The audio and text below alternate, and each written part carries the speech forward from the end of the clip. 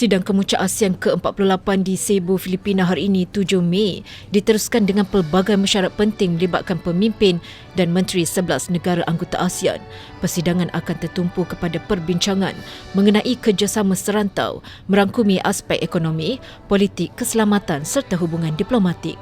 Program dimulakan dengan mesyuarat Majlis Komuniti Ekonomi ASEAN ke-27 dan disertai Menteri Pelaburan, Perdagangan dan Industri, Datuk Seri Johari Abdul Ghani. Mesyuarat itu diteruskan dengan mesyuarat Menteri-Menteri Luar ASEAN serta mesyuarat Komite Politik Keselamatan ASEAN yang dijangka memberi tumpuan kepada isu keselamatan serantau dan kerjasama strategik antara negara anggota.